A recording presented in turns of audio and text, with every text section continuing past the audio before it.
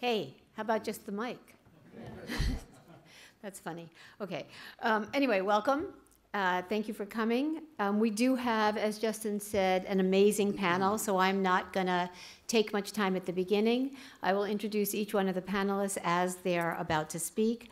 I just want to share a few thoughts about why we're having this session today and what we hope you can take away from it. And I will leave time at the end for sure for your questions and answers, which I think will probably be ample. I think, we've called this election security. I think some people might refer to it as voting security. There is a difference. And one is that voting really makes you understand how much it's the personal interaction with voting that takes place. And so one of the things we're going to be discussing today is how to craft some kind of bipartisan bill that will talk about ensuring election security going into the future. As you know from this year's election, which we don't plan to discuss today, there were problems. And the problems range from, depending on who you talk to, hacking to disinformation to a whole bunch of just technical difficulties with voting machines as they are. One, hidden story these days is that a number of the machines in this country, voting machines, are old. Some of them are 10 years old, which means that they are both out of date, but they are also vulnerable. And so the question is, what are the vulnerabilities we have now technically? What are the vulnerabilities that we see going forward? And how can we prevent an election fiasco in future elections? So we've assembled this panel to sort of address this issue at a time when, dare I say, cynicism about the democratic process is simmering. And so this panel would like to help us think about how to address this in a practical way that can get the country involved and behind any kind of legislation. So our first speaker is Alex Halderman, and he is going to do a PowerPoint to set out today's discussion, which will take you through some of the general election security risks and, I'm hoping, some of the solutions. So, Alex. Right. Hello. I'm Alex Halderman. I'm a professor of computer science and engineering at the University of Michigan, and I'm part of a small community of computer security experts who have spent the better part of the last 10 years focused on the security of our election machinery in the US and around the world. I'm going to maybe lead off the panel today by giving you a bit of background about the security issues facing US elections. So in the US, we have two different styles of voting machines, and some of you will probably be familiar with one or with the other. They're either optical scan machines, where the voter fills out a piece of paper and feeds it through a computer right in front of them at the polling place. In that style, the piece of paper ends up in a ballot box, and there's an electronic record of what was on it. The other style is called a DRE, or Direct Recording Electronic Voting Machine. And in this style, the voter interacts directly with a computer to cast their vote. They fill out a ballot on a screen or by pushing buttons, and the computer makes the primary record of a vote in its memory. Sometimes the computer also prints out a paper record of that vote. This is called a VVPAT, or Voter Verified Paper Audit Trail. But in many cases, there is no paper record at all. Now, amongst these two styles, there are about 52 different models of voting machines used across the country, and it's up to every state, and in some cases, individual counties, to determine what technology will be used. I have this map that shows which technology is in use, but we have an even better map over on the other side of the room that Susan brought. And in this map that she brought, as she'll point out later, the areas in green or in yellow are the areas that have some kind of paper record. The areas in red have no paper record. Even within individual states sometimes, it's up to individual counties to determine the electronic voting technology in use. And one of the problems that you can immediately see from this is that there are not nearly enough people with expertise in election technology security for every county to be consulting with one in making these decisions. And as a result, much of the technology that's in use today has significant and known security problems. So are our voting machines secure? Now let me give you an example that comes from my own research. So about 10 years ago, I was part of the first computer science study where researchers were able to take a voting machine used in this country, in this case, this model of machine, the AccuVote TS, the most widely used DRE at the time, and we brought it into our laboratory and reverse engineered it to determine whether it was secure, how someone might attack it. And what we found, well, it's not really that surprising. These machines are computers. They're embedded systems. They're machines that have reprogrammable software and that have input and output devices. Of course, there are ways that an attacker could try to compromise them. After a few months of work with this machine, in fact, we developed some attacks. One of these attacks has to do with the removable memory cards that the machines use before the election to receive the design of the ballot. So every election, poll workers will program the machines with who's on the ballot by inserting a memory card, like the card for your digital camera.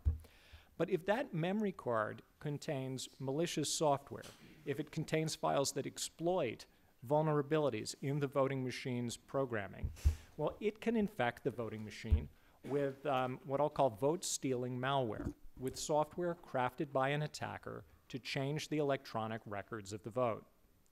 So what we found in this study in 2007 was that in the most widely used machine in the country, we could very easily create and introduce vote-stealing malware. And not only that, but the vote-stealing malware could spread from machine to machine. So we did a demonstration where we took this machine and we actually went on Fox and CNN with the machine that we had tampered with in this way, and we let people vote in a mock election. Our mock election was George Washington versus Benedict Arnold. So of course everyone votes for George Washington. But no matter how many votes George Washington gets, when this machine outputs the totals, Benedict Arnold has won. And that's because our vote-stealing malware is interfering with the electronic records as they're being created. So this is just one model of machine, and I mentioned there are 52 different models. Well, it's not the only model that's been studied by security experts either. In fact, over the last 10 years, many different models, both of the DRE style and the optical scan style machines, have been brought into the laboratory. And in every single case where a machine has been subjected to rigorous independent security review, it's been shown to suffer from vulnerabilities that would allow the spread of vote-stealing malware. So how do you translate this kind of vulnerability into an actual threat to a national election? Well, some people will tell you that there are a number of different challenges that might make it hard for someone to invisibly change the outcome of a national election by tampering with these machines, right? That the technology is decentralized, that the machines aren't connected to the internet, that at least we have a paper record in many cases. Well, actually, these challenges, I think, are unlikely to stop a mildly sophisticated attacker. Let's start with the first one, the decentralized technology, right? Each state is separate, states are running different systems. Well, this might seem like an advantage, right? There's no central place to hack into to change the result of a national election, and a lot of the time, that's true. But if we're facing a close election that's going to turn on narrow races in a few states, well, then there are a few different places an attacker might target, and the attacker can pick whichever of those states are the easiest targets for them. So we can convert in a close election. In a close election, we convert a situation in which diversity is an advantage into one in which it's actually a weakness, because now the attacker has several places he might break into to choose from. The second challenge, the machines aren't connected to the internet. That is true, and in fact, thank goodness they're not connected to the internet, because putting voting on the internet, doing voting online, sounds like one of the most dangerous things we could be doing. But just because the machines aren't directly plugged into the internet does not mean that they're out of reach for a mildly sophisticated attacker. So somehow, before the election, the machines have to receive their programming, who is on the ballot. And This comes from a computer called an election management system. Usually this is a centralized system run by the county or run by an outside company on their behalf. And these computers are used to program those memory cards I mentioned. Often, these election management system computers are connected to the internet. And if the election management system computer is targeted by attackers and infected, that infection can spread to the memory cards that are going to program all of the voting machines in that entire area. So in Michigan, for example, where I come from, just as one state, about 75% of counties outsource this pre-election programming to just 2 small businesses. And these are companies with 10 or 20 employees. They're mostly in the business of selling election supplies. They are not likely to be the most high security facilities imaginable. So an attacker targeting one of these facilities could launch an attack across much of the state of Michigan, and in fact, many other states that also rely on these companies. All right, but we have one more challenge, which is paper. Paper is actually a wonderful defense in elections against cyber attack, right? We still use paper in elections for the same reason that in a modern aircraft that has fancy satellite-based navigation, you still, by law, are going to have a magnetic compass right there in the cockpit. This is an essential fallback mechanism, just in case the computer systems are in error or otherwise fail. Well, in elections, paper provides a very nice defense. Although it's slow and expensive to tally, it's directly filled out by the voters. So there's no opportunity for a cyber attack to change what's represented on that piece of paper. We also have an electronic record that's cheap and efficient to tally and provides a redundant record so that even if there is cheating on some pieces of paper, that's unlikely to match the electronic record. If we audit these 2 redundant records to make sure they agree, then any attacker who's only targeting the paper or only targeting the electronic records is going to be found out. And thankfully, over the last 5 to 10 years, the amount of paper that we use for voting in this country has actually increased significantly due to security concerns. And in 2016, over 70% of votes were recorded on some form of paper record. There's just one problem. In 2016 and most other elections, most of that paper will just be thrown away without ever looking at it because states don't have provisions to do a thorough audit of the paper to make sure that it agrees with the electronic results. All right, so the answer is hacking a national election in the United States would be, well, shockingly easy. Easier than even I thought before recent research that I've done. How would you do it? Just to review. First, the attacker would target weak installations in states that are likely to be key to the result. They could use pre-election polling to get some idea of where this is likely to be. Second, they'd target individual counties or the service providers the counties use and break into some of their more weakly guarded computer systems in order to spread an attack to the voting machines on their memory cards. Those memory cards would carry election vote-stealing malware that would compromise on a given machine, say, swap just 10% of the votes, something that's going to be below the radar. Although there might be paper records that would otherwise reveal that things had been changed, most states have no provision for thoroughly auditing this. That paper is going to be thrown away. All right, so there's several lessons from all of this. We suffer from vulnerable machines that have been known to be vulnerable for years, and our adversaries know that they are vulnerable. There are central points of attack because of the way the machines are programmed that can be exploited to steal votes across multiple jurisdictions. States are unfortunately unlikely to look at the paper, even in elections that are close. And even though election officials might tell you that these problems are not severe, that everything is okay. It's the job of election officials in part to reassure voters, and many election officials worry about the effect on voter turnout if we talk about these problems in the open. If you talk to cybersecurity experts, though, they're going to agree that our system is severely flawed and facing growing threats. So there's some simple things we can do, fortunately. Even though there's no proof that any past election has been hacked, I worry quite a lot about next time. 10 years ago, I would have said that state-level attackers targeting U.S. elections sounded like science fiction. But I don't think that's how it's going to look in 2020. So there's several things that we can do that will help solve this problem. First, hardening our voting machines and our technology to make it more difficult to compromise. Second, making sure that we have some physical record of the ballot, a piece of paper that's beyond the reach of attackers for every vote. And third, making sure that all states conduct what's called a risk-limiting audit in every case of a national election. This doesn't mean you have to look at all of the pieces of paper. You just have to look at a statistical sample that's large enough to tell you that the outcome is the same on the paper as it is in the computers. These reforms could be in place by the next presidential election if the states and federal government act soon. But without them, I'm afraid that 2020, we're going to be sitting ducks. These problems are real. Our adversaries know about them, and they're not going to go away on their own. Thank you. Thank you, Alex.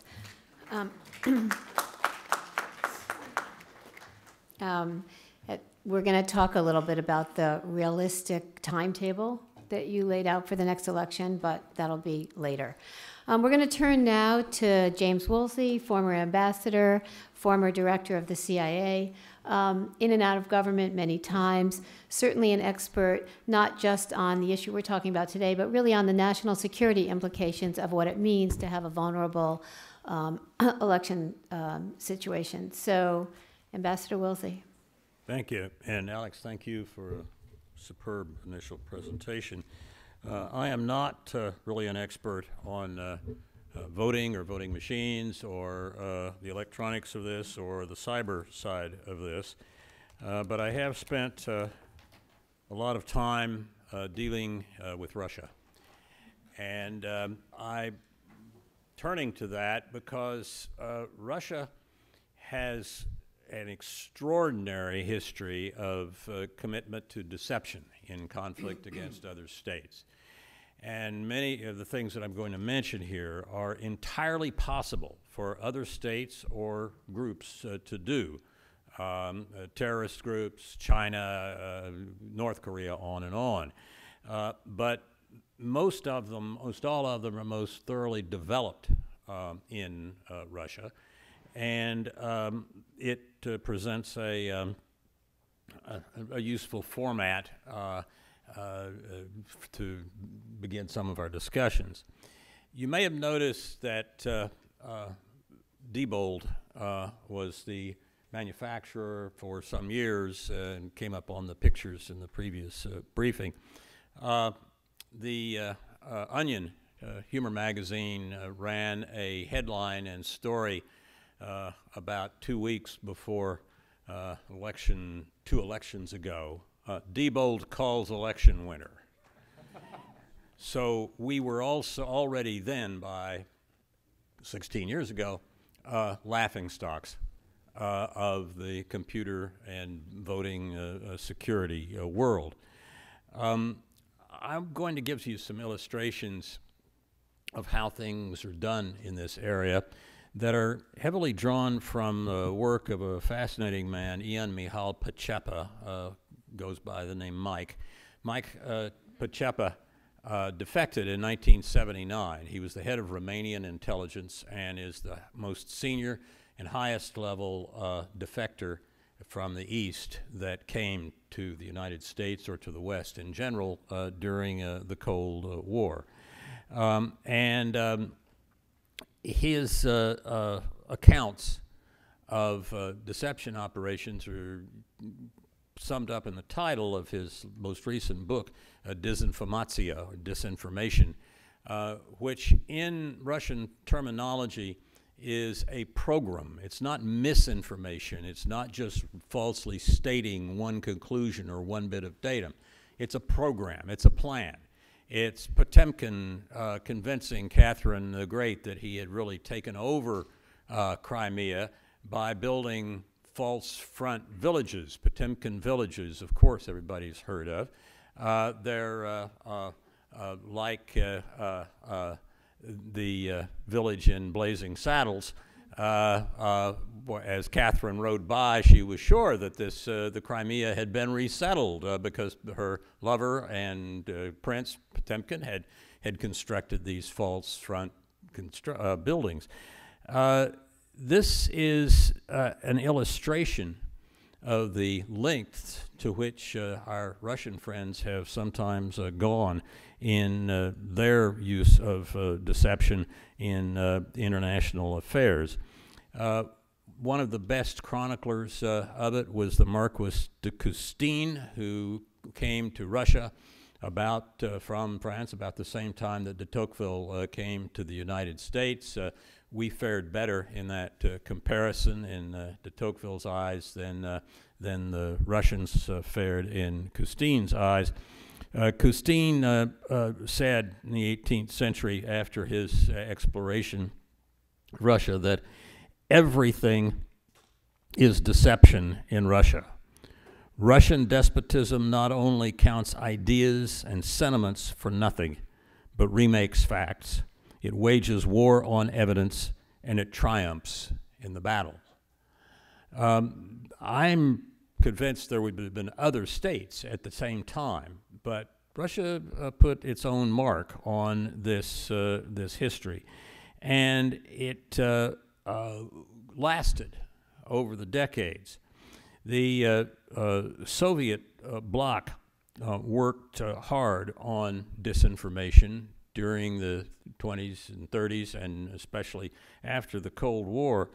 There were listed, and we got most of this information in 1989 during the brief period of time after the Berlin Wall went down, when Soviet archives, some of them were opened to the West, and before they closed again. But the conclusions were really interesting. We learned in 89, 90, 91, 92 that there were more people in the Soviet bloc working on disinformation than there were in the Soviet army and defense industry altogether.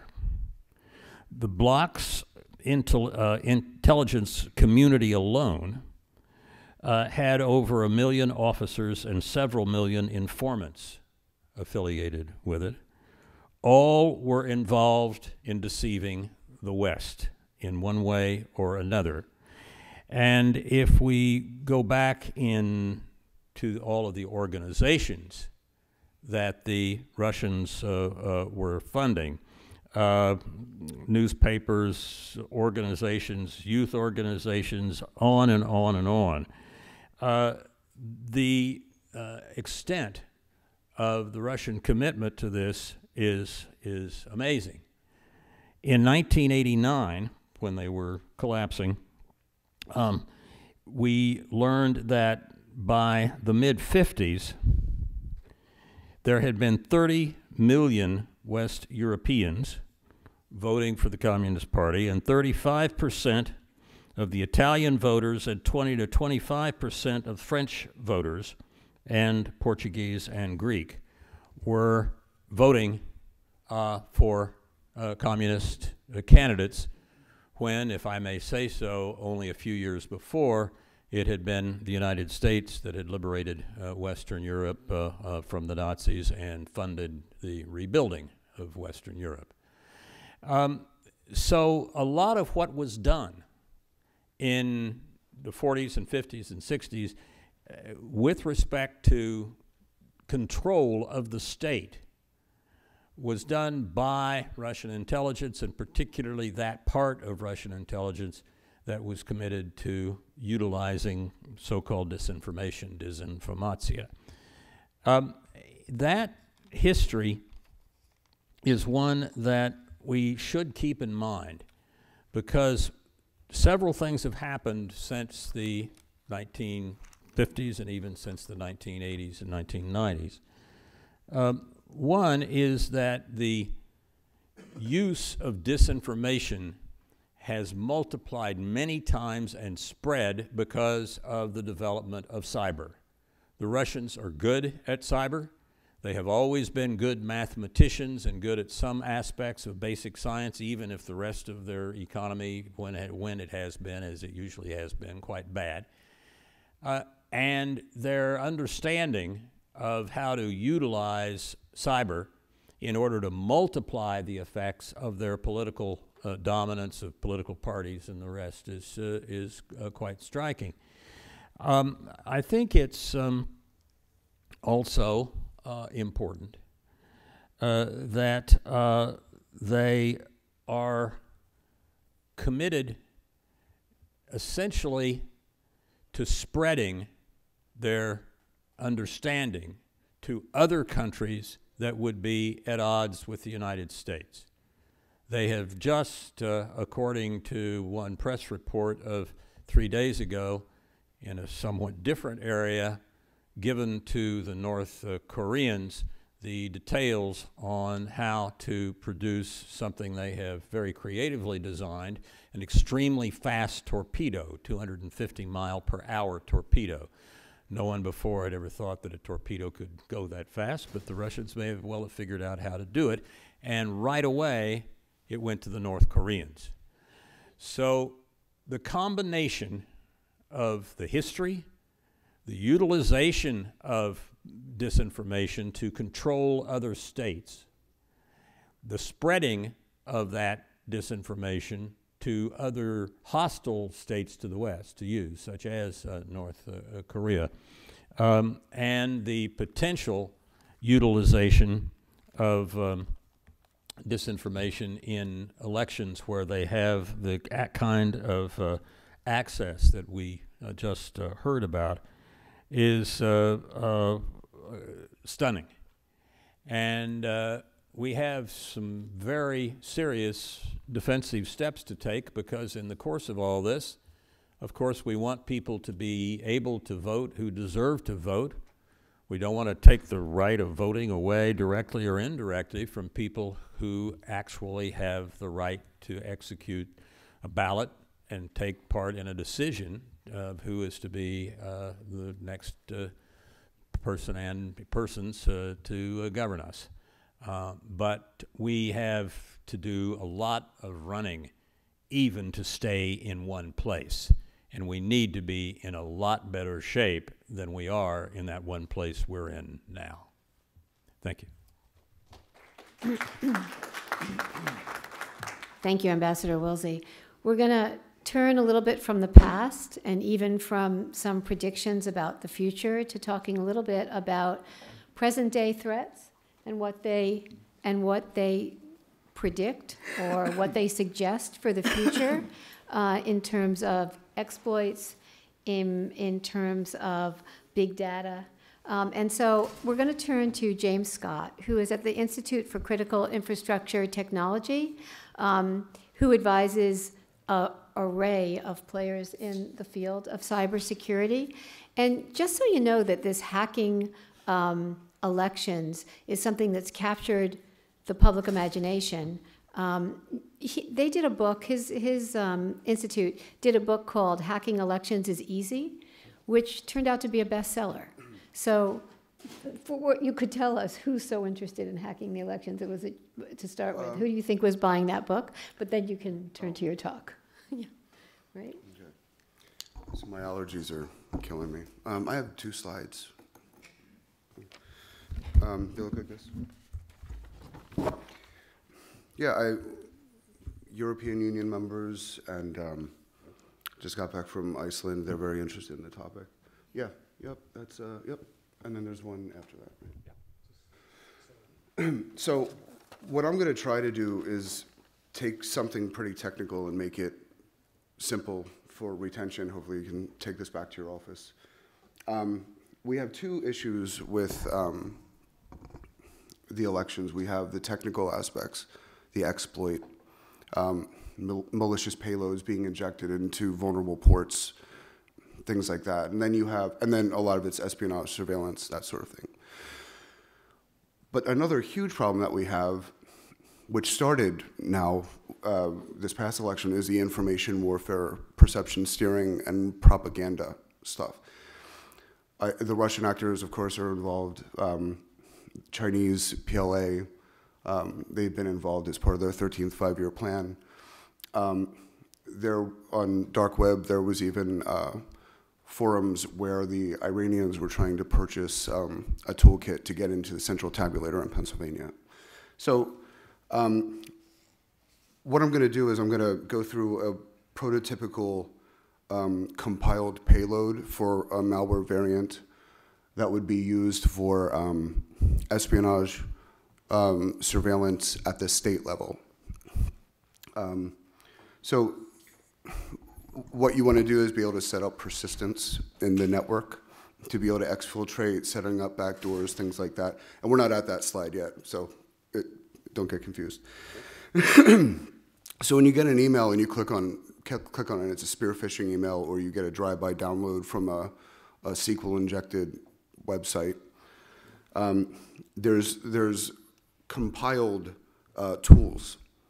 And with something like this, we were asked by HPE to figure out how you would break a local and national election. So for the surveillance part, this is the toolkit that we would have used.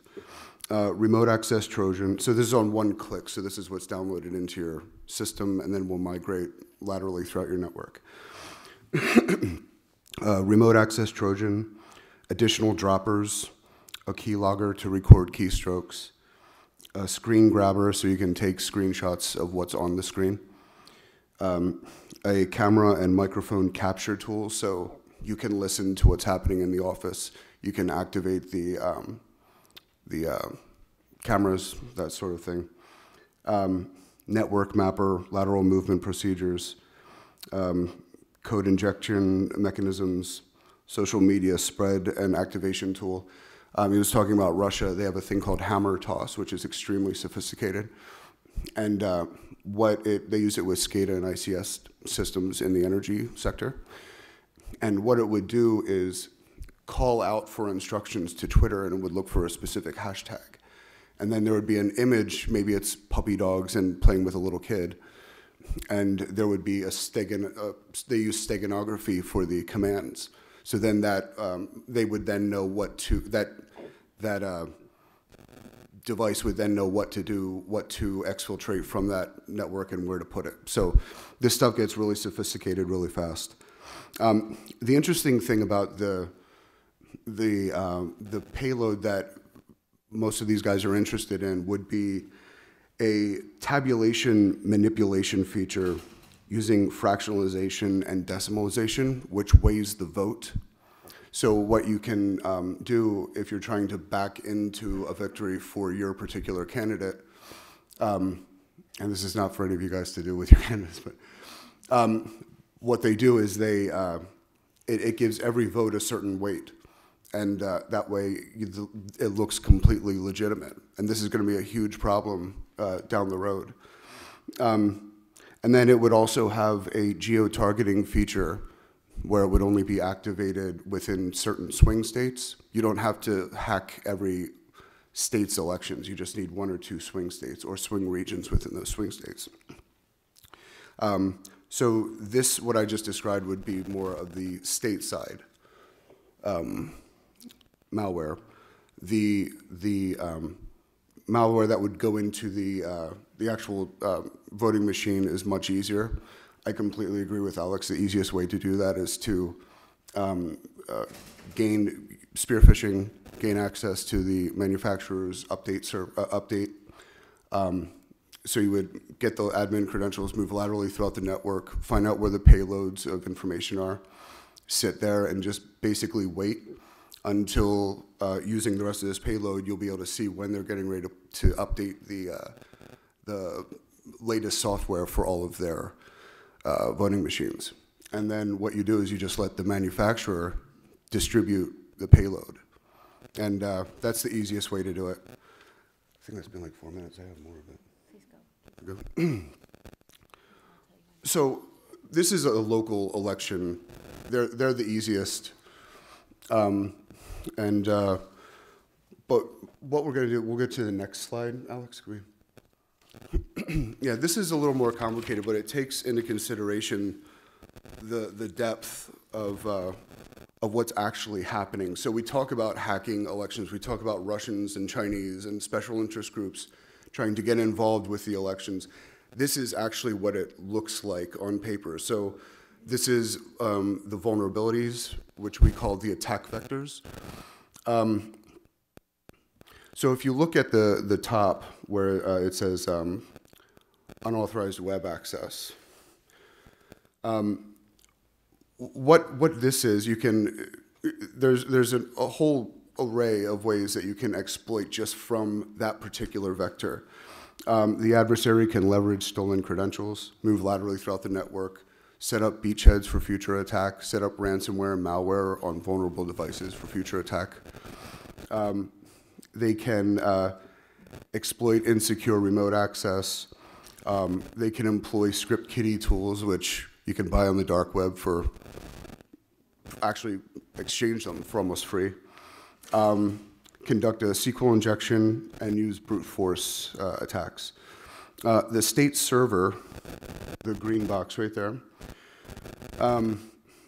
that's extremely vulnerable because it's riddled with vulnerable ports that all you would use is Nmap or Shodan, and it will scan those ports and tell you which ones are vulnerable, and you just inject your payload there, which is the payload that I described earlier. If you're not technically savvy, you can hire a hacker for hire that will do it for you. Or, which we will see in the next elections, access as a service. Is there static? Okay. Access as a service will be available for state tabulators by the next presidential election. So that's something that everyone should be alarmed with. Access as a service is when a hacker gains access and then they sell for a fee, and then they keep that back door open. So the malicious actor is able to go in and out and manipulate, put their payloads wherever. Third is the state PCs.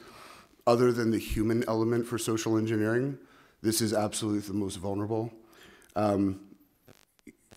Social engineering, the maintenance contractor comes in, he's getting $500 a week, he's being paid $2,000 to take a USB drive and put it in the back of any computer. That's it. And then it's like a worm, like with what we're seeing right now, it self-propagates.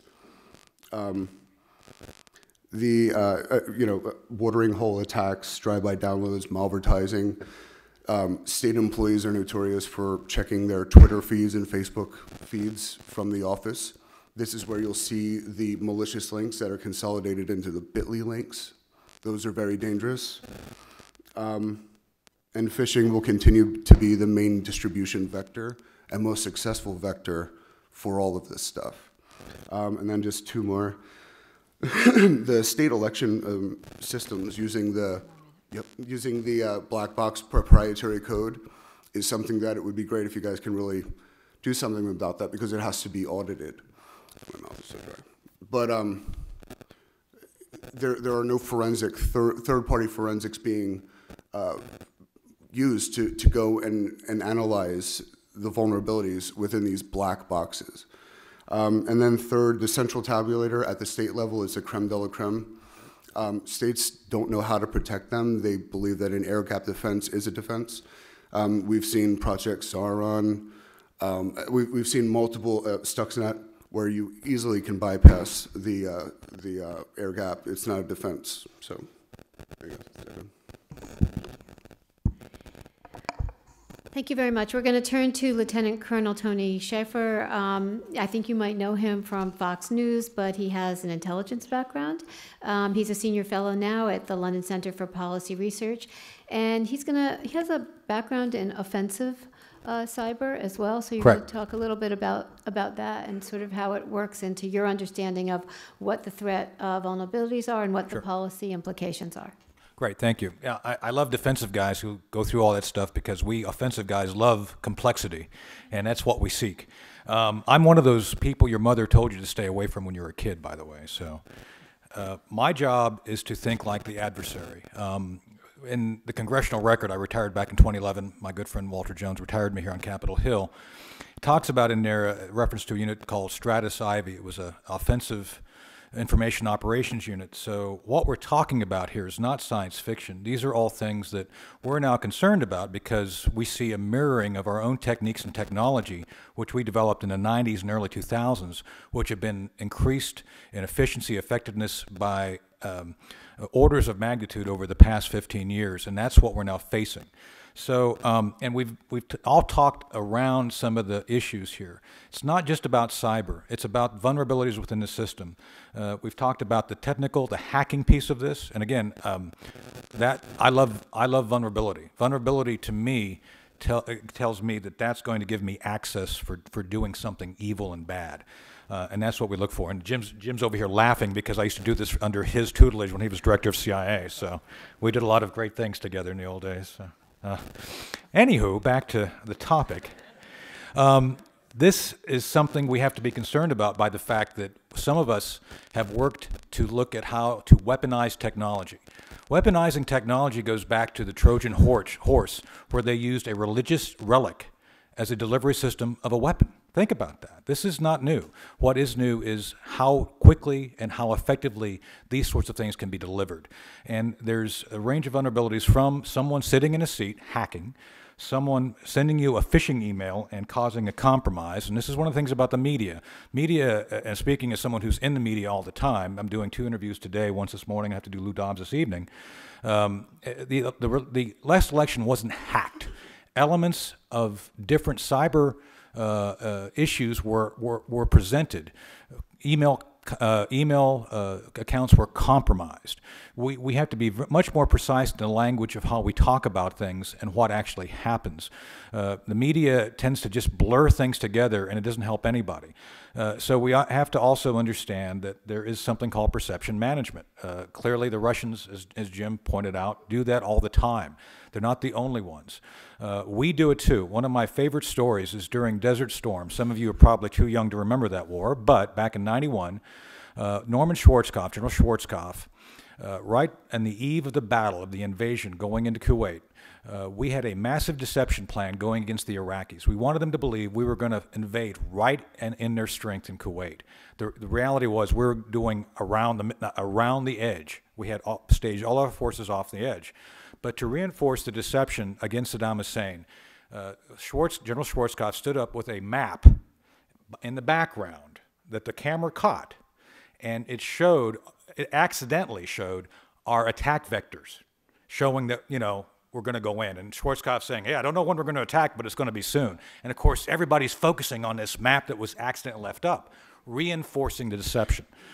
So my point to you, very simply, is if we can do it, others have done it and will do it. And anything that can be done to penetrate this system of systems will be done. It's just a matter of time. And that's why, and some of you may have seen, Jim Woolsey, and Ambassador Woolsey and I did an editorial today. I encourage you all to pick up on some of these issues. It's time that we, at the policy level, take this seriously. We need to look at how we go about air gapping things, because air gapping can still be penetrated. I've run operations to penetrate air gapping. It can be done fairly easily. We have to look at vulnerabilities which are built into the system by the complexity itself. And one of the things we have to do very effectively is make sure that one citizen equals one vote. That should be the ultimate in-state objective here. That should be the gold standard we all seek, be it through a combination of paper ballots, through protections of that paper ballot, to making sure that there's an audit trail through whatever process. But very simply put, this is something that will be happening to us more and more as we become, again, one of the, basically the biggest target on the planet for purposes of others trying to manipulate us. And that's the Chinese, Iranians, North Koreans, Russians. And as we go through this, as a nation, as a culture, we are all obligated, no matter what our party is, to work together to protect the process. So thank you. Thank you. We're going to turn now to Susan Greenhall, who is an election specialist at the Verified Voting Foundation. And you've heard a lot about the past, you've heard about the potential future, but there are two real questions out there that we need to answer. And one is, where are we now?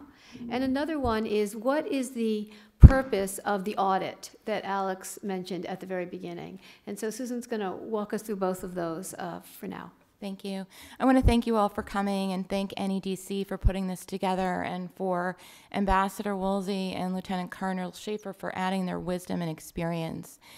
Verified Voting is an organization that was founded in about 2004 as we started to use computers more in the counting of our votes by computer scientists because they were concerned of the security and the accuracy issues that could arise as we're counting our votes by computer, knowing that there could be problems. And so when they were looking at this, the computer scientists saw a lot of these problems that have been discussed from early on and said the best way that we can protect our elections and provide resilience and redundancy in the system is with a voter verified paper ballot, which is what we advocate for. When we talk about cybersecurity systems, often people will talk about resilience in the system. As we hear, there's all these different ways these systems can be attacked, and it's going to be impossible to ever make them completely impervious to some sort of cyber attack or protected against an innocuous, benign software glitch, which could also lose votes. But if you have a system that's resilient, that means that you will still be able to have it functioning even if the software fails or even if the software is attacked. And that can be accomplished with a paper ballot and then to have that paper ballot be audited, as Alex talked about. And that's actually an easy, low-tech solution. And by looking at the map, you can see we actually already have paper in most of the country. So we can leverage the paper that's already out there and use it to audit the system to ensure that the systems are counting correctly. The light green on the map represents optical scan systems where the voter marks a optical scan paper ballot and it's fed through a scanner and counted. The dark green represents vote by mail states, so they also have voter verified paper ballots. The yellow represents direct recording electronic machines, which is like a touch screen, which produces a paper ballot or paper record that the voter can check. And the red represents systems that do not produce a paper ballot. So when we talk about post-election auditing, I think it's important to realize that not all audits are created equal. Because right now, we may be told that there's post-election audits around the country which ensure that our elections are correct. But the truth is, not all of these audits actually compare the paper ballot to the vote tally. When we talk about post-election auditing to confirm that the election is correct, that's a type of audit where a random sample of ballots and machines are selected, and then the ballots are hand counted to confirm that the software counted the votes correctly against the machine tally.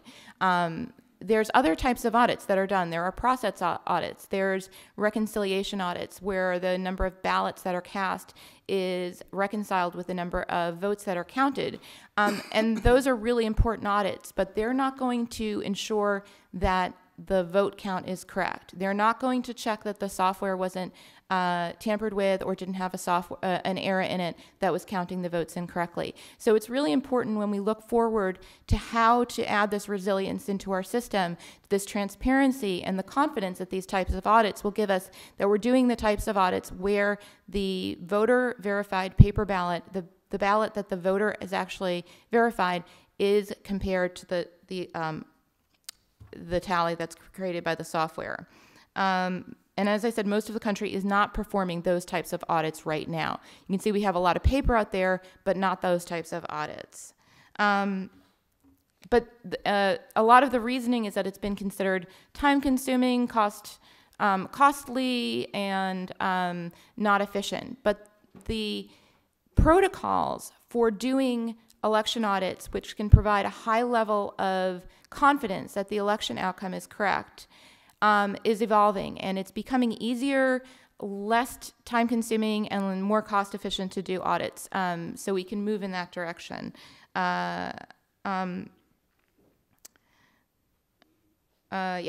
I'll wrap up, and that by leveraging the paper that we already have in place, we can add transparency transparency to the system. We can provide evidence that the election outcome is correct to provide both to the voters and the candidates.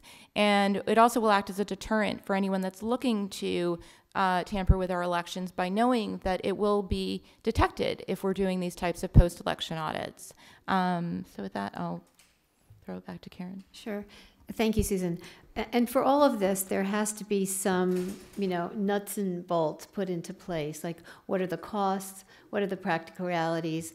How actually are we going to fix this, and not just theoretically we're going to fix this? And so for all of these answers, we're going to turn to Lawrence Norden, who is the Deputy Director of the Brennan Center for Justice at New York University. And talk a little bit, if you can, if you have time, talk a little bit about what legislation is out there already that can be built upon. Okay. Well, thanks, Karen, and thanks to NEDC for organizing this, and thanks to all of you for being here. I will, since I'm the last speaker, try to keep it relatively short. I want to, Susan finally had a little bit of good news in this. We've been hearing all these horrible things about what might happen to our elections. I want to follow up with a little bit more specificity about why I think this isn't maybe so quite as dire as it sounds.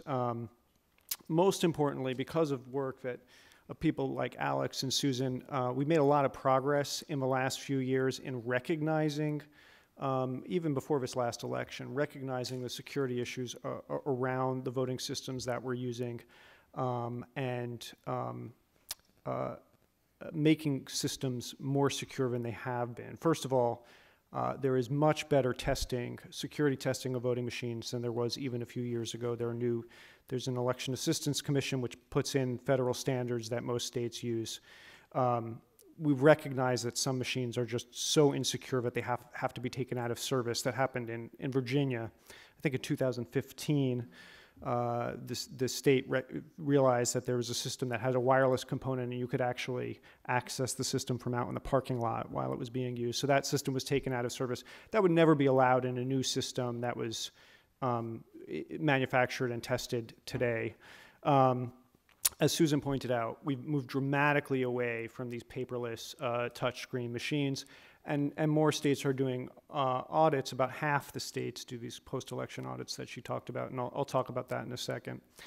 None of this means that everything that Alex and others here have talked about aren't real worries. They are, but it does mean that this is, I think, a manageable problem if we take the right steps.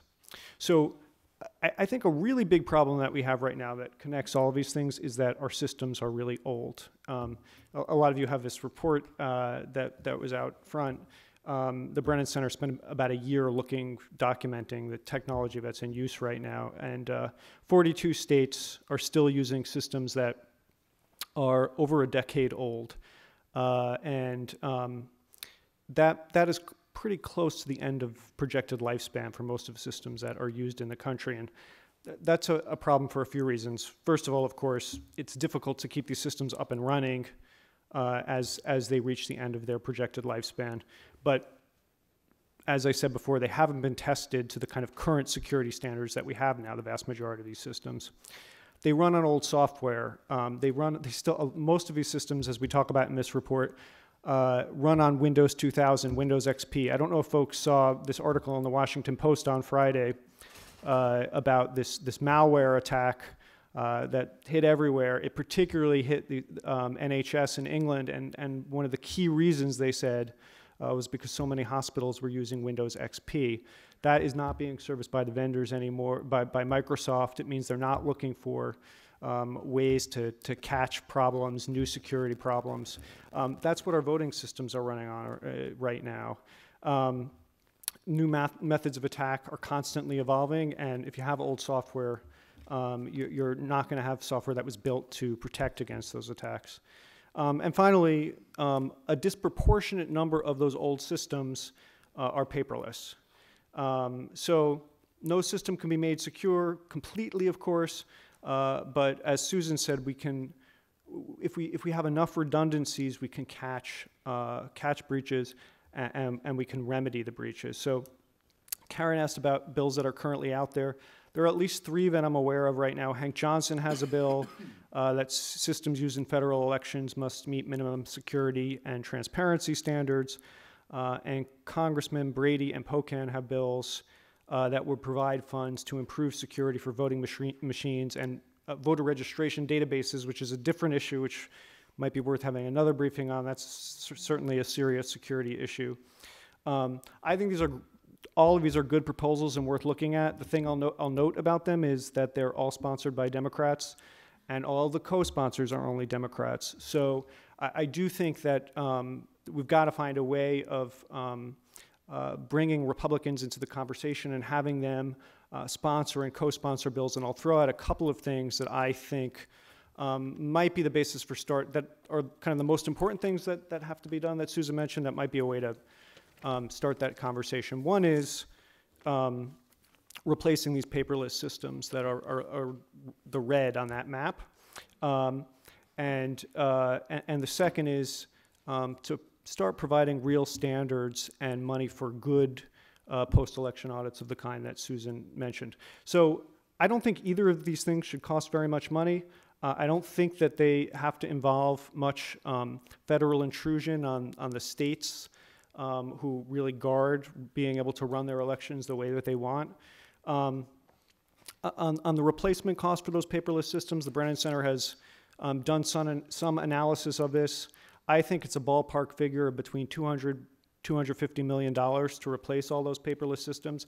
And I will say, and again, if you look, I keep referring to my own report, but if you look in this report, we did interviews with election officials. They are desperate to get rid of these machines. Last year, the Brennan Center did a survey of about 300 local election officials. The majority of them said, we need to get rid of our machines before the next presidential election.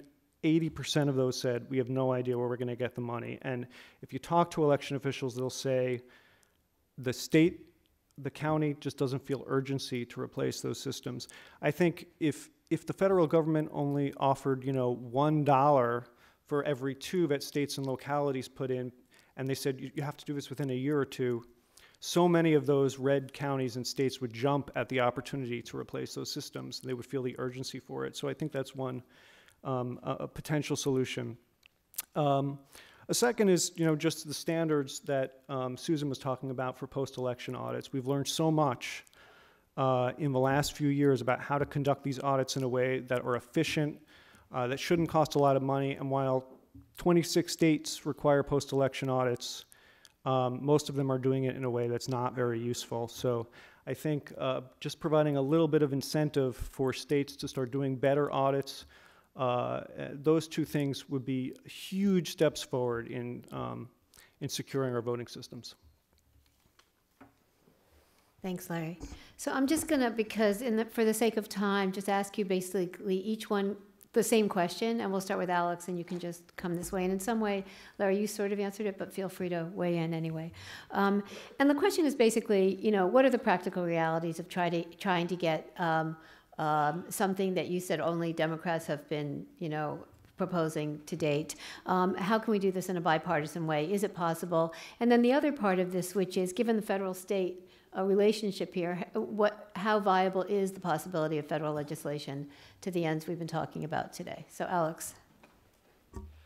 All right, well, I am not a Washington person. I am a Michigan person and a computer science faculty member. So I'm not sure how much I have to add on how we can do this in a bipartisan way. But let me just say that it absolutely should be a bipartisan issue, because we're talking about not only systems that are critical to the functioning of our democracy, but about the potential for cyber attack that would cripple those systems.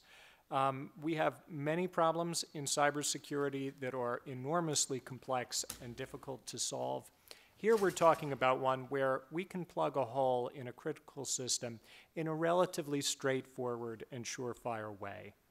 And I think if we fail to seize this opportunity to make things better, it's only a matter of time before we're going to be hit with a very severe attack. Tony.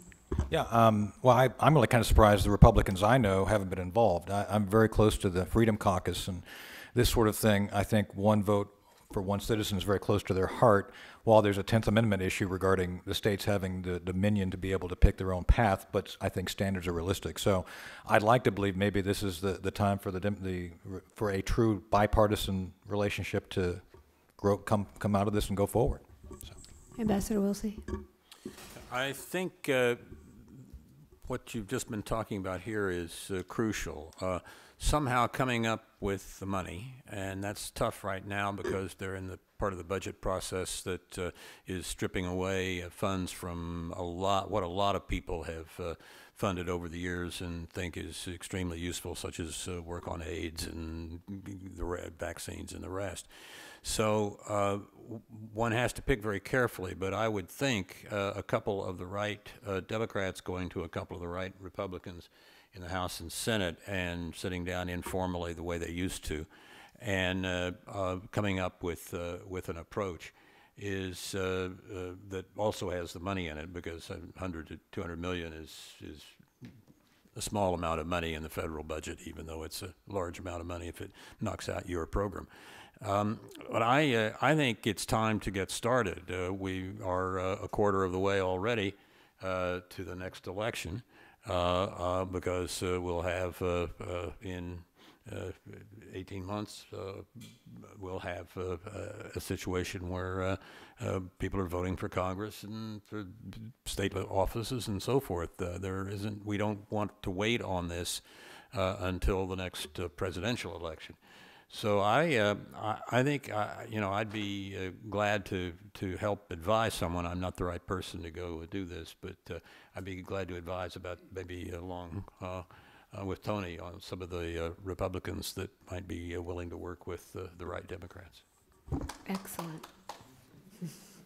By the way, I'm an old Scoop Jackson, Joe Lieberman Democrat, so I'm kind of out there by myself. Larry. I don't have much to add other than what I already said. I do think starting the conversation is key, because to me, this seems just so straightforward and shouldn't really matter, your party, the interest in the integrity of our elections. One thing I will say about the state-federal divide on elections, it's true that state officials and county officials are very protective of running their elections as they see appropriate for their communities, and don't want federal intrusion. On the other hand, they're desperate for money, and elections are chronically underfunded. And I do think if they were presented with an opportunity, like I said, to replace these old systems, I don't think anybody's wedded to a particular kind of audit. If there's a standard that's easier, more efficient, will get better results, I don't think there'll be an objection there. Susan, before you answer, I just want to follow up with you from your remarks from before and just talk a little bit about the idea of internet voting. Oh, okay. All right, so I'll skip the other question for now. So yeah, it's something that I should have mentioned before when I was speaking. So the good news is we have mostly paper around the country if you look at that map. But the less heartening news is that there's 32 states that currently allow some form of internet voting, which is returning ballots electronically. And I will defer to Ambassador Woolsey to comment on the wisdom of that decision, or Alex or James. But while we have a lot of paper there, where there are states that are permitting these ballots to be turned over the internet, that's going to be obviously a prime target of a place that could be attacked. Mostly those ballots are military and overseas voters, although there are 3 states currently that permit all voters to return ballots electronically, absentee, although it's not widely used, and those are Alaska, Hawaii, and Washington State. So that's, and unfortunately, the perception is that there's still interest in the states to move in that direction, even though we know that our elections could be targeted by foreign state actors. Do you want to answer the question about bipartisan? As far as the bipartisanship goes, I was going to say that we work a lot in the states advocating for paper ballots and audits, and it doesn't kind of break down in the same way that it does federally, where in some states you'll go and it'll be supported by one party, and the other state it'll be completely flipped. So while we see that going on right now, that there's this more support on one side of the aisle than the other, it doesn't have to be that, and it doesn't I don't think there's a real reasoning for it when you see what goes on in the state. So I think we can try and go forward to bring both sides together. Terrific, thank you. James? I think one way to bring both sides of the aisle together would be to focus on what the constituents want. I know in technology, security by design is a big deal. The conversation could definitely start there as a profound building block. You could pull the framework from NIST 800-160, SP 800-160. Some of you guys, we were in here with Dr. Ron Ross when we put that out. And then basic things that can serve function, like Senator Markey has a Cyber Shield Act that we're working with him on. And that's another, another way for cyber hygiene and that sort of thing, yeah. Okay, good. So it's time for your questions. If you want to just let me know any questions? Over here, yeah.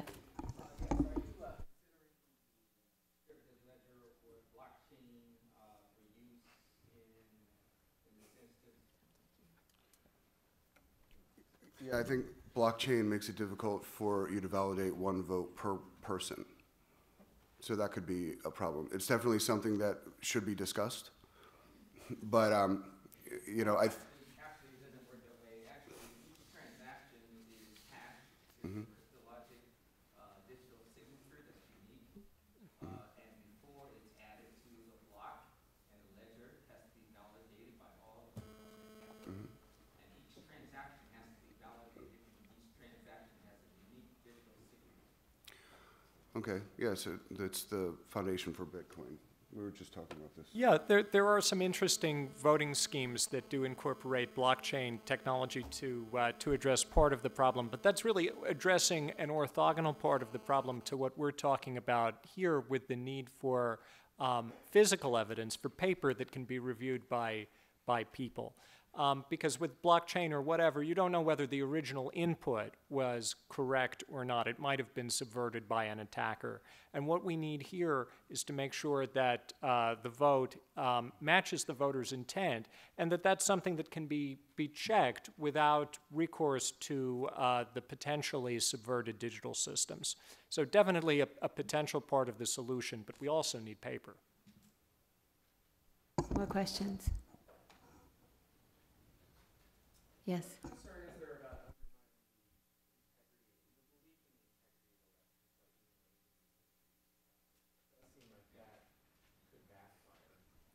Larry, you want to take that? I do. That's a real concern. We certainly want people to believe in their elections. We want people to go out and vote.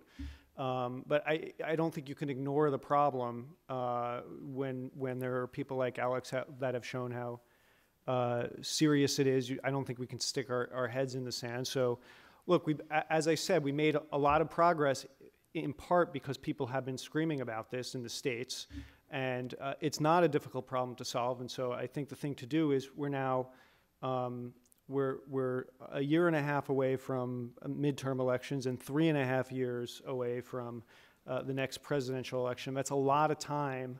Not a huge amount of time, but it's certainly enough time to fix the problem. So I think now is the time to really be talking about it honestly and fixing it. Let me just add, most of the problems we're talking about are problems that have been known about in the public for years. There just has not been an organized action to fix them. And meanwhile, while the problems aren't being fixed, the threats are getting even more severe. Yeah. So what we need is a system that will provide a rational basis for voter confidence, where you can have a panel of experts like this come up and say, well, there's no way that the system could realistically have been subverted because we have the evidence that it's correct and we checked it. And I don't think that's too much for voters to ask, that the system should provide them with that level of confidence. I have a follow-up question, which is that how, to get from the kind of vulnerabilities you're talking about to just a base level where you could sort of certify without all of the auditing you might like or all of the protections you might like, but some sort of base, that you could say, okay, voters, to his question, this is, we'd like to take care of more, but we've taken care of enough that this election, you don't have to worry about this election going into it or coming out of it. How far are we from, is there a way an incremental way you can do this, or is this all or nothing? Well, I think what we're talking about here really is that baseline, that we need to have physical evidence and we need to audit it, or at least to audit it in the elections that are most important. You can talk about going down from the national races as a starting point and eventually hopefully auditing the important local races as well. But I think if we don't have that evidence and we're not looking at it, then we're wasting our time. And one point I do want to make is, in a way, it has been incremental, because if you looked at this map 5 or 6 years ago, it would have been completely flipped, and you would have had most of the map would have been on with DREs, and a much larger percentage of that map would be red, where there was no paper at all. So it has been, I mean, that's the good news part of this. We've already done a lot of the work, but as Alex said, we're at this critical moment now where attacks have gotten so much more sophisticated, and we're just seeing this more often, and we really need to take that last step, as I see it, to get to the baseline you're talking about. Yes. I think the totals in the world we live in now of some, at least, billionaires, the totals that are being looked at here are really quite small, 100 to 200 million, is that right? Yeah. I think this might be an occasion to put together a group, particularly the technical people here, to pay some calls upon wealthy and public-spirited individuals and see if you can fund it privately. Normally, this would be the sort of thing the government ought to do, but it's also a situation that we're in a crazy condition here politically in many ways, and people are probably trying to work, if you're trying to work through parties, are not likely to be as forthcoming as they might have been once upon a time. But just individual by individual, going to extremely wealthy individuals to fund the whole thing might be a reasonable approach under these circumstances. I don't know. Or a foundation or some other non-governmental entity. I'd like to ask a follow-up question. You mentioned at one point risk-limiting audits, and I think that's a very important term that a lot of people don't understand, and I'd like it, whoever wants to address that, because it's... Go ahead. Right, so a risk-limiting audit, this is the modern way of thinking about how to audit an election. At one time, and what is still on the books in some states, the law said if the election outcome is closer than a certain small margin, then we're going to go back and audit, say, a fixed percent, 10% of the precincts, something like that. The problem with that is it's statistically naive, because you will either end up auditing way too little or way too much. The amount you need to audit in order to convince yourself, say, that there's only a 1% chance that you missed fraud varies depending on how close the election outcome was. A risk-limiting audit just means you pick a certain level of confidence, a certain limit to the risk you're willing to accept, say a 1% chance that you missed evidence of fraud, and you keep auditing until you get to that limit, the way the statistics say. And there are ways to make this very efficient, for instance, by auditing individual ballots instead of entire precincts or voting districts. But the main statistical insight is you want to fix the probability that you've missed evidence of a problem rather than fixing the amount of work that you're going to do at the beginning. That way, if the election is a landslide, well, you can do a very, very cursory audit and convince yourself that it was right. You don't have to actually look at much evidence to tell that, yes, it really was a landslide. But if it was decided by only a single vote, then, well, you really do have to go and look at all of the ballots to make sure that that's actually true.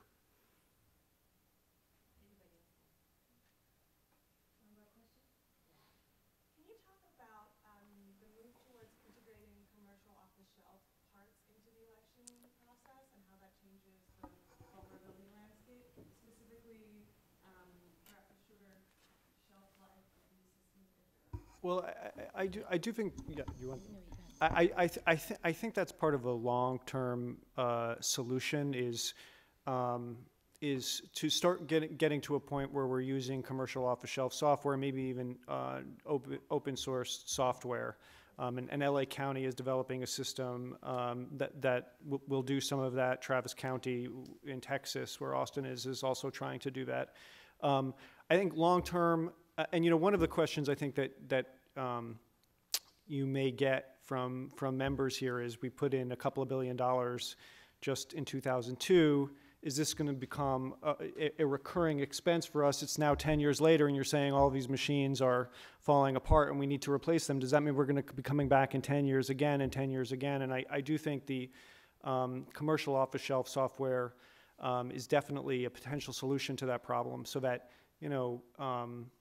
when one of the problems that we saw in Virginia was that the glue between the screen and the machine started to degrade, and the result was all these flipped votes that you may have seen. And when you have a vendor, everything is proprietary. You end up either having to pay an extraordinary amount to get that fixed, or buy a whole new system. And if we were using commercial off the shelf, you could go to any number of vendors to potentially fix that problem for you. Basically the equivalent of going to Staples and finding somebody that gives you the lowest price. And we don't have that option right now. And you have to end up replacing the entire system. So I think long term that is a solution. And I do think, it would be great if Congress gave some innovation grants to get more of those systems going. But long term, I think that's where we're headed. And we probably won't be in this situation in 10 years because we are moving in that direction. I just want to add one thing to that is there are some vendors that are offering those types of systems now, which they're just selling the software, and they're saying you can load it onto your own commercial off-the-shelf hardware. And it's very tempting because there's a lot of advantages to it. It's cheaper and the things that Larry was talking about.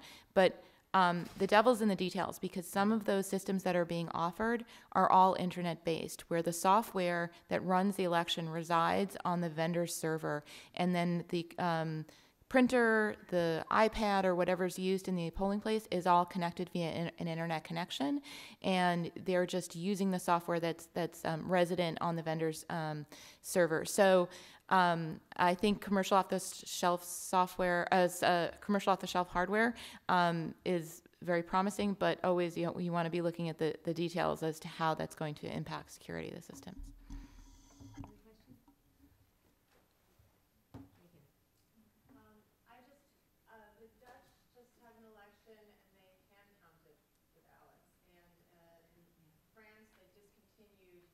Internet voting for the parliamentary elections.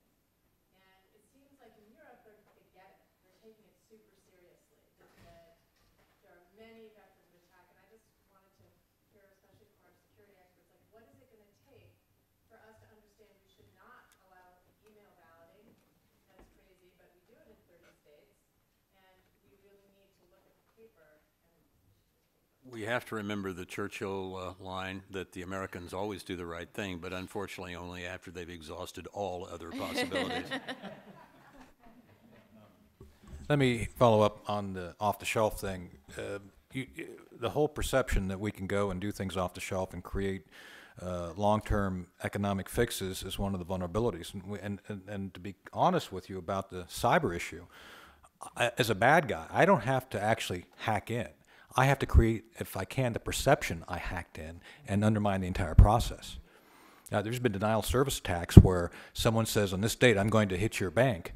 Oh my goodness, the bank shuts down in advance of the denial of service attack. I had the same effect. I didn't have to do a thing cyber-wise, but the effect was psychologically to get the adversary to do that action. So this is not simply about technology, it's about perceptions of technology. And as you said, the Europeans seem to be thinking it through. This is a chess game. We have to play this like a chess game. And so unfortunately, as Jim said, it sounds like we may have to make some mistakes which may have some real tragic consequences. I think we dodged a bullet this last election. We're still seeing a lot of reverberation from it. I think a lot of it's political. I'll just leave it at that. But we could see where a well-funded, well-organized adversary could simply, by thinking things through, undermine a process without using any new technology. So, One last question right here. Hi, I'm just listening, and it sounds like scientific consensus has been pretty absolute for the last 15 years, but we haven't made much progress towards solutions. And it reminds me of like the early days of climate change, right?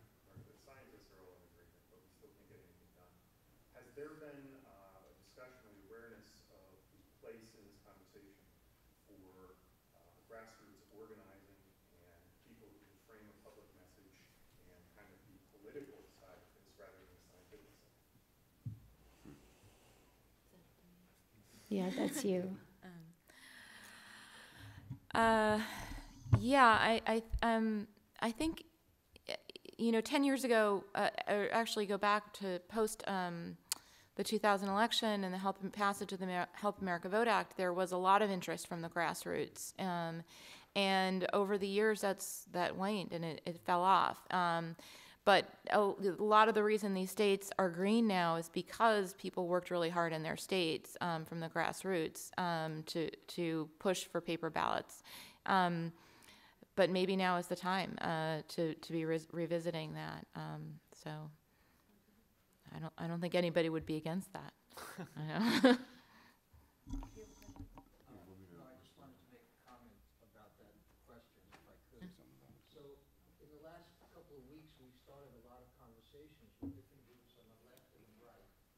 And we're going to be going out to grassroots groups, libertarian, progressives, Our Revolution, people from the Tea Party, and we're going to start talking about this. There's an organization that's called Living Room Conversations, for example, and they want to take this issue up. And Living Room Conversation is a group that has Republicans and Democrats getting together, or progressives and conservatives getting together in living rooms and trying to talk out where their common ground is, which is something that's desperately needed in this country as well. And you're going to see more of that effort. This is the beginning of a conversation that hopefully will lead to solutions. You wanted to come. Yeah, I think another problem with that is when we were writing the Hacking Elections is Easy book, we were interviewing and talking to people that were just all in on election vulnerabilities and exploits and whatever. I mean, 24/7.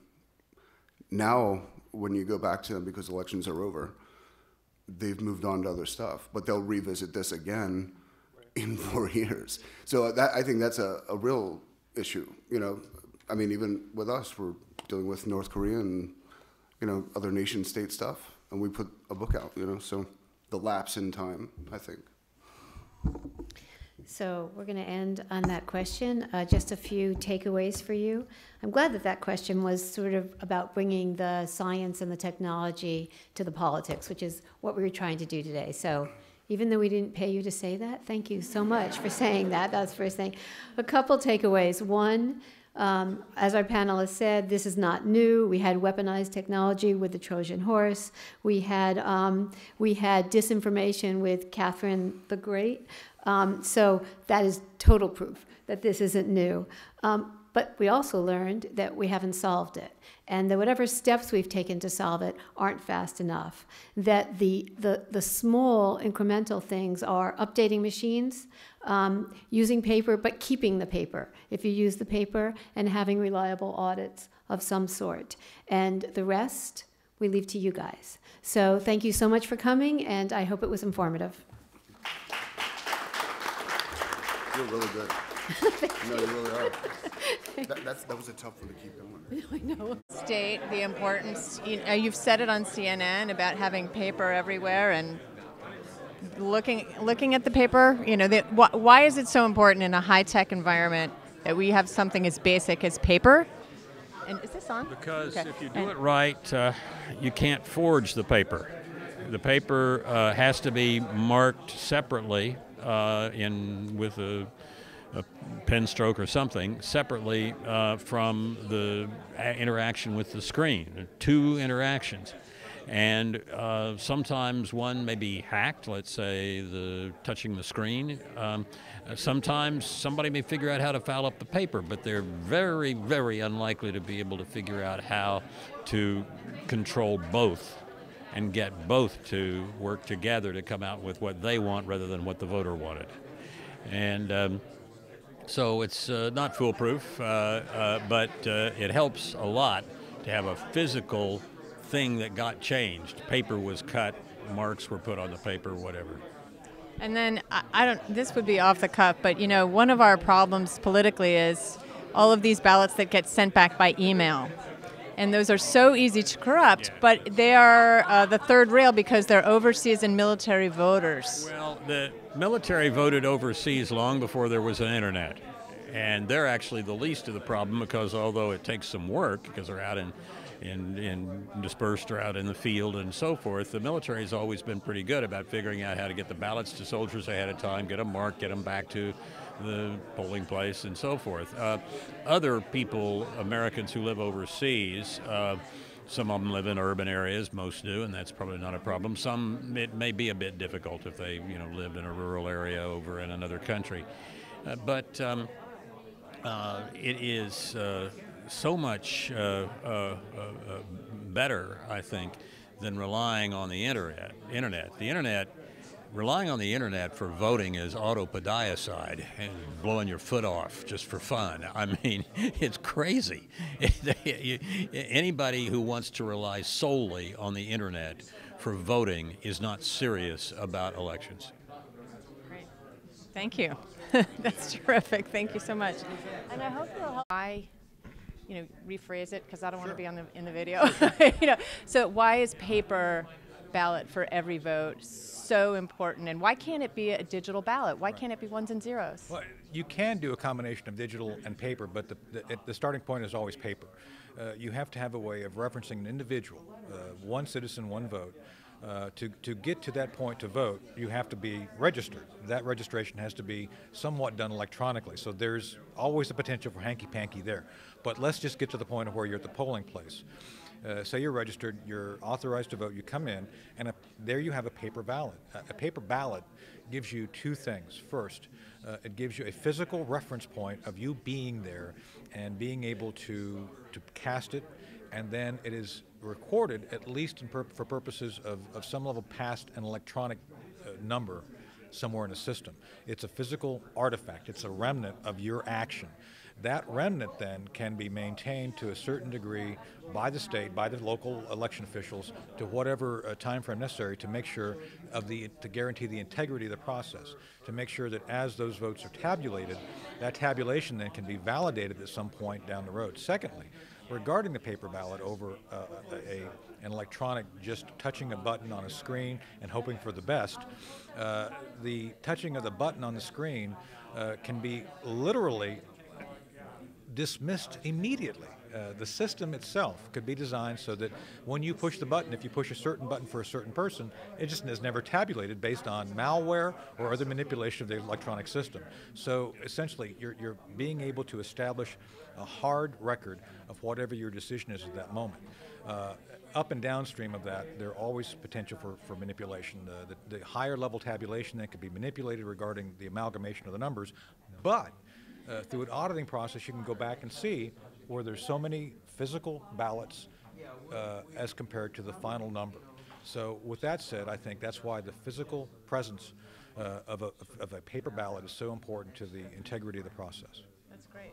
And then can you tell me about what do we do? We do have 30 states that allow overseas and military voters to cast their votes by email Right. or through some pretty low-tech internet voting Right. scheme. What do you say about that? I think the internet voting issue cannot be protected. I think the Europeans have already figured out that any sort of online transaction outside of eBay or Amazon is probably not good. I mean, you have commercial entities who do spend a lot of time ensuring that transaction to be secure.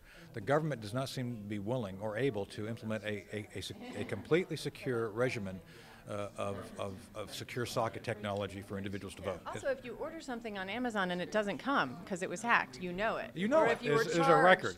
Right. Or if you were charged to your Right. So- account, and so- you know it. But there's no reconciliation. Precisely, and so the online voting, there's no reconciliation, your point.